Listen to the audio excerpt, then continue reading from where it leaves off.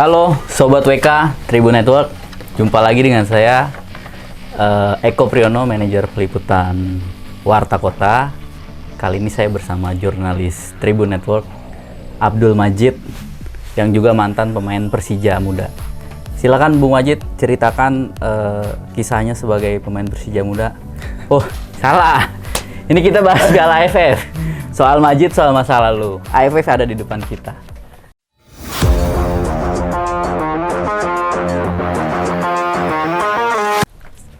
Besok Indonesia akan menghadapi Singapura di semifinal Piala AFF. Semifinal pertama ya, Bung Majid.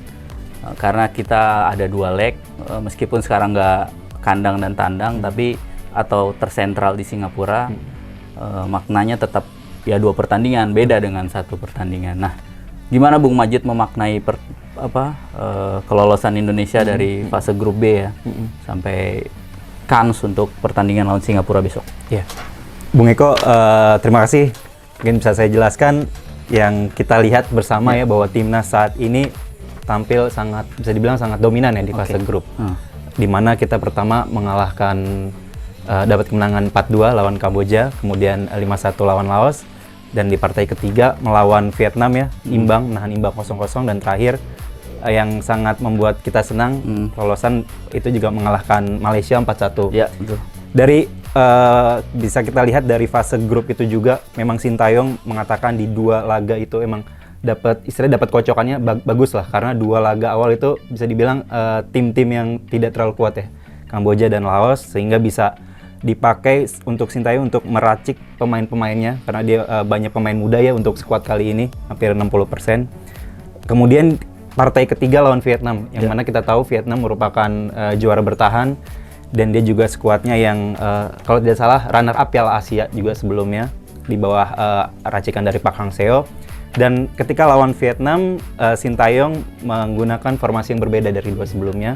Dia memang benar-benar bertahan, karena dia tahu kalau porsi pemain timnas kita tidak bisa melampaui kualitas pemain Vietnam. Dan akhirnya di pertandingan lawan Malaysia sebagai penentu juga, walaupun kita pada saat itu imbang aja sudah bisa lolos ya Mas Eko, Bung Eko, tapi Sintayong berharap lebih, walaupun sempat ketinggalan 1, tapi mentalitas dan kualitas dari para pemain bisa membuktikan bahwa Indonesia sangat superstar di babak penyisihan grup ini ya. Kalau ngelihat sebagai jurnalis yang mengikuti perkembangan timnas, ada sesuatu yang berbeda apa dari timnas AFF sekarang ini? Kalau menurut saya ya, Bung Eko, melihat dari hadirnya Coach Sin, memang ketika dia datang 2019 akhir 3 Desember ditunjuk oleh PSSI untuk menukangi timnas menggantikan Luis Milla, ada perubahan yang sangat signifikan. Pertama mengenai fisikal, memang Sintayong mengakui bahwa pemain Indonesia tuh hanya bisa bermain hanya 60 menit. Sedangkan 60 menit ke atas itu rawan terjadi kebobolan, dan banyak dari fisik-fisik pemain yang bisa dibilang sangat tidak maksimal lah di situ. Pada saat itu dia tes di Thailand, tes di Kroasia, entah itu 18 hingga pemain senior U23 dan senior. Hal yang ditekankan itu latihan fisik. Kemudian yang kedua dari Sintayong yang mungkin kita tidak tahu di luar teknik, pelatih ini merupakan sosok pelatih yang tidak hanya melihat kualitas. Sebagus apapun kualitasnya, kalau attitude-nya buruk, dia akan mengkat. Contohnya kita beberapa ada pemain seperti kalau tidak salah ada si Dayat yang pernah dicoret. Iya. Terus Nur Hidayat Haji Haris ya. Bayangka. Sekarang di mana? Sekarang dia di PSIM Jogja. Sebelumnya pernah di PSG. Dia salah satunya karena indisipliner kan. Ada beberapa pemain lagi yang indisipliner di-cut oleh Sintayong. Terus kemudian Sintayong juga memberikan kesempatan kepada pemain-pemain muda. Jadi ini regenerasi, Bung Eko, dari timnas sebelumnya. Gitu Bang. Sekarang kita bicara spesifik semifinal pertama. Singapura lolos sebagai runner up di bawah Thailand. Nah, melihat potensi atau kans kita di semifinal pertama nanti gimana, Bung Majid? Ya, Bung Eko, kita memang di Piala AFF ini karena bergulir di tengah pandemi ya. Sejak dari awal memang AFF ingin mengadakan di 1 negara saja, itu di Singapura. Jadi dari babak penyisihan hingga final di Singapura, dan untuk skema semifinal ini tetap menggunakan home and away. Dan salah satu yang menjadi keuntungan tadi Sintayong bilang untuk Singapura karena semifinal ini diadakan tetap di Singapura, di Stadion Nasional Singapura. Itu akan menjadi keuntungan bagi tim Singapura dan bagi tim Indonesia sendiri karena keluar sebagai juara grup mungkin bisa dibilang lebih percaya diri. Dan Sintayong juga tidak akan meremehkan walaupun di fase grup Singapura kalah dari Thailand 2-0 yang kali itu Thailand juga menggunakan bukan pemain intinya, di mix beberapa pemain dari cadangan itu. Jadi menurut Bung Majid, kans kita untuk menang di semifinal pertama ini sangat terbuka. Bisa dibilang sangat terbuka. Mungkin kalau bisa dibilang ya kita lihat mungkin margin 2 ya maksudnya. Margin 2. Margin 2 teman-teman. Luar biasa sekali. Tolong dipasang nih margin 2. Kemudian soal materi pemain, ini ada pemain asing yang di kita ya, ada Witan, bukan pemain asing sih, pemain Indonesia yang berkarir di luar negeri. Witan, Egy, Asnawi, Elkan.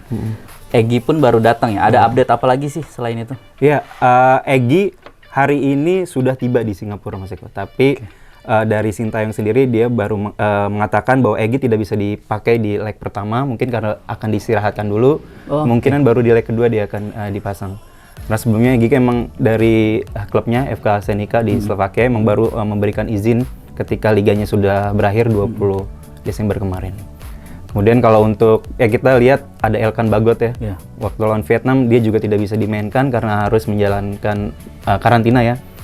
Terus baru kemarin lawan Malaysia dia main di babak kedua dan akhirnya dia bisa gol. Itu juga jadi opsi buat Sintayong untuk pemain belakang selain ada Dewangga dan Farudin ya, duet itu, tapi ada Elkan juga yang bisa menjaga dan dia bisa cetak gol ketika bola-bola mati. Ada Elkan itu sesuatu ya karena dia punya postur yang tinggi. Betul, 190. Kira-kira segini saya dia Elkan. Agak ya kurang lebih segitu. 2 meter kurang. 2 meter kurang. Jadi sebetulnya formasi yang dipakai itu di timnas ini berapa sih? Ya kalau Sintayong memang mengatakan setiap pertandingannya dia menggunakan formasi berbeda-beda. Salah satu alasannya supaya tidak bisa ditebak oleh lawan dan juga ini akan membiasakan pemain untuk bermain sesuai polanya dia yang mau. Ketika sebut saja yang tadi saya bilang Mas Eko, ketika lawan Vietnam, Sintayong berkaca, wah pemain kita tidak bisa nih untuk satu lawan satu sama Vietnam, makanya dia lebih bertahan pakai 5 ya kalau tidak salah ya Mas Eko ya. 3 center back, 2 back sayap. Lebih bertahan dan kemudian ketika lawan Malaysia kemarin lebih percaya diri ya Mas Eko ya. Apalagi ketika gol Irfan Jaya di 2 gol di penghujung babak pertama. Nah, terus bicara Singapura. Plus minus tim mereka menurut pengamatan dan riset Bung Majid seperti apa? Singapura tahun ini bisa dibilang local pride ya. Ada 3 anak dari Fandi Ahmad ya, legenda dari Singapura, si Ihsan Afandi, Ilhan Afandi, sama satu lagi saya kurang tahu namanya. Tapi ini memang dia hanya menggunakan satu pemain naturalisasi dari Korea Selatan. Berbeda dari zamannya kalau tidak salah Mas Eko tahu ada Daniel Bennett waktu itu ya, ada Bayaki Kaizan, terus ada beberapa pemain lagi. Itu mereka Agu Kasmir udah nggak masuk ya? Sudah tidak masuk. Itu di eranya yang kalau tidak 2010 akhir 2012 masih main lah. 2012 masih. Jadi eranya sekarang lebih ke local pride dan kita bisa lihat dari pelatih yang dari Jepang itu emang dia memaksimalkan pemain-pemain lokal ini dan itu saya lihat ruhnya dari Singapura sangat kurang dan apalagi ada satu pemain pilar mereka, back tengah mereka itu kalau nggak salah si Hamzah siapa gitu, dia kemarin cedera parah Mas waktu lawan Thailand dan itu sangat merugikan dari tim Singapura sendiri. Semifinal kemungkinan nggak main berarti dia? Semifinal tidak main karena cedera yang ini cedera parah Mas, langsung ditandu ketika lawan Thailand. Kalau saya menyoroti Singapura ini ada satu pemain tengah sih, Haris Harun ya, termasuk senior juga tuh 31 tahun, kapten dan ketika lawan Indonesia selalu jadi apa ya, jadi batu sandungan lah ini. Umpannya bagus, penempatannya posisinya oke, visi bermainnya juga kelihatan lah, paling kelihatan lah. Dia akan menjadi salah satu sosok yang menonjol sih. Tapi ya balik lagi kalau ngelihat permainan Indonesia lawan Malaysia, apa ya, gairah kita, semangat kita ngelihat timnas, wah keren nih, Singapura aja lewat lah. Tapi Mas Eko, mungkin saya bisa bertanya nih sama Mas Eko yang mungkin lebih dulu mengenal sepak bola. Mas Eko melihatnya bagaimana? Kalau di Piala AFF sendiri, Indonesia itu terkenal 5 kali runner up. Sedangkan Rajanya. Singapura sudah 4 kali Iya, untuk iya, juara. iya. Itu beda 1 sama Thailand. Jadi dalam keadaan semifinal atau final, Indonesia sudah di PHP ini biasanya nih, karena udah 5 kali runner up. Sering anti klimaks itu. Iya betul. Ampun, Mas Eko melihatnya bagaimana? Dulu mungkin AFF dulu sudah menjalani dan sekarang di situasi yang sama walaupun sekarang masih semifinal nih Mas Eko. Iya. Jadi beda-beda ya. Setiap generasi tuh, setiap tim, setiap masanya beda-beda gitu. Nah, dari masa ke masa nih saya ngelihat ada satu yang berbeda dari tim yang sekarang ya. Seingat saya ini ada empat pemain Indonesia yang berkompetisi di luar negeri, meskipun itu cuma kasta kedua. Betul. Misalnya Witan Sulaiman, Iya. Lesia betul ya. Egy di Senika. Asnawi di Ansan Greeners, benar. Nah, terus Elkan di Ipswich Town. Nah, saya pernah bicara dengan mantan pelatih timnas AFF 2012 itu, Neil Maizar. Dia sebut, beliau tahun 90-an pernah ke Slovakia juga. Dia, Bung Rocky Putirai, itu sama-sama itu PSSI 91 lah. Nah, menurut dia satu kelebihan pemain yang bisa main di luar negeri itu kepercayaan dirinya.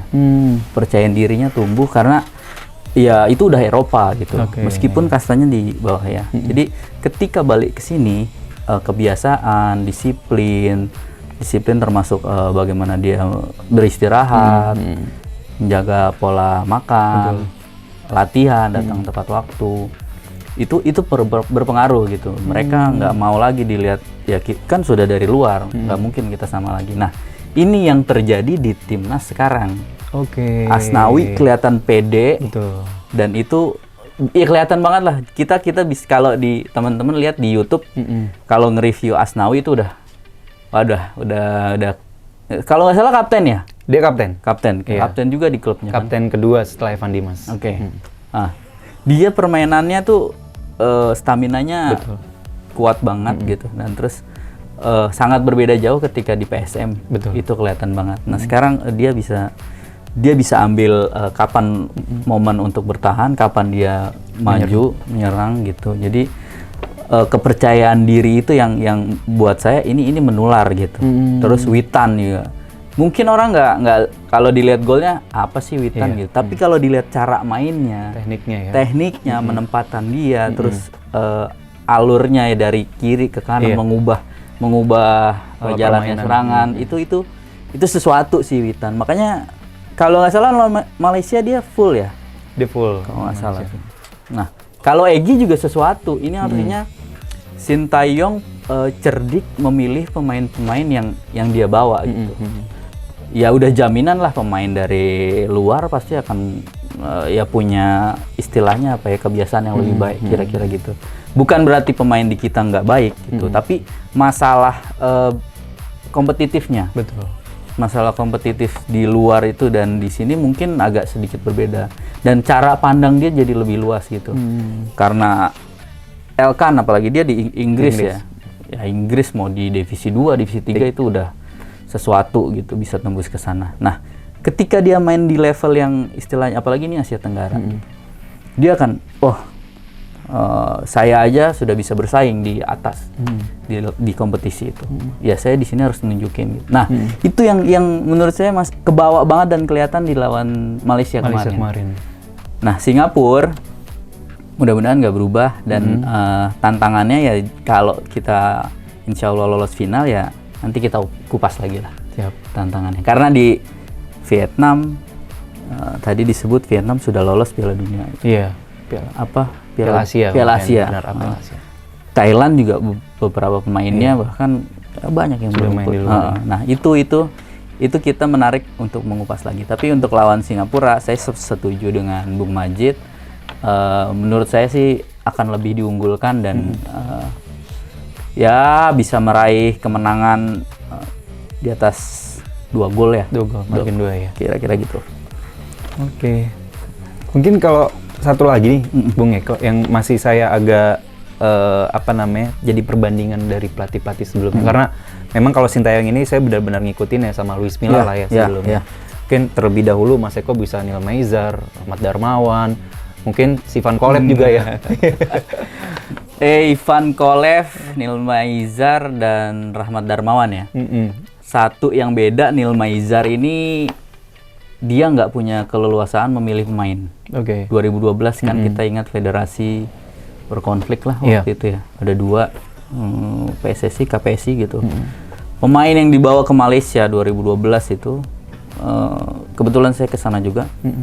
Bukan yang apa ya? Ya sudah, yang itu yang bisa dibawa gitu. Tidak ada nama-nama yang dia bisa memilih lebih dari itu gitu. Nah, untuk Rahmat dan pelatih-pelatih yang lainnya, mereka punya keleluasaan, tapi balik lagi 2010 misalnya. Ada faktor apa ya orang bilang ya kita kalah start di Malaysia dengan semua kejadian yang orang sudah tahu. Dan akhirnya ya berimbas lah pasti ke itu di GBK main di GBK. Nah kalau Sintayong ini sama seperti yang lainnya kecuali Neil Maizar, dia punya keleluasaan, ditambah tadi poin ada pemain yang sudah merasakan kompetisi di luar negeri. Meskipun yang tadi balik ke ini cuma level 2, tapi mereka sering bermain, sering diturunkan gitu. Egy oke lah di Lesia dia jarang ya. Tapi ketika di Liga apa tuh? Kroasia ya? Apa Senica nih? Slovakia. Dia punya menit bermain yang cukup gitu. Dan beberapa kali kalau kita lihat tayangannya, dia punya kemampuan atau dipercayalah teman-teman. Jadi itu sesuatu yang buat saya ini nilai plus. Semua pemain akan tertular rasa percaya dirinya. Dan belum lagi kita punya pemain ya back kiri itu menurut saya sih jadi mengingatkan saya kayak sosok Mahyadi Panggabean tuh. Tendangan kaki kirinya tuh. Tapi dia lebih tenang. Secara fisik menurut saya sih lebih kuat juga. Terus Alfreada Dewangga. Saya tidak terlalu ngikutin Alfreada, tapi kalau ngelihat permainan selama Piala AFF, fisiknya nggak terlalu tinggi ya kayak Farudin. Bukan pemain tipikal yang tabrak. Tapi dia tahu kapan ngambil momen. Contoh ketika serangan balik, dia ambil pakai kepala, pemain Malaysia angkat kaki terlalu tinggi, jadilah pelanggaran gitu. Nah itu sesuatu perannya atau fungsinya dia beda dengan Fahrudin. Nah menurut saya ini Sintayong sudah paham, apalagi pengalaman dia di Korea Selatan ya, Piala Dunia menyingkirkan Jerman gitu. Itu juga ya balik itu tadi, dia punya kepercayaan di Piala Dunia pun saya sudah bisa berbicara dengan negaranya gitu. Apalagi ini level yang setingkat, 2 level di bawah konfederasi, ada Asia kan baru lolos ke Piala Dunia. Betul. Itu jadi kepercayaan diri buat tim ini. Mudah-mudahan kita nggak di PHP-in lagi tahun ini. Ya kira-kira demikian Sobat WK dan Tribun Network, obrolan saya dan Bung Majid seputar semifinal pertama Piala AFF 2021 antara Singapura dan Indonesia yang akan disiarkan langsung besok hari Rabu ya. Rabu 22 September pukul 19.30 waktu Indonesia Barat. Singapura akan bertindak terlebih dahulu sebagai tuan rumah. Tapi pertandingan semua berlangsung di Stadion Nasional di Singapura ya.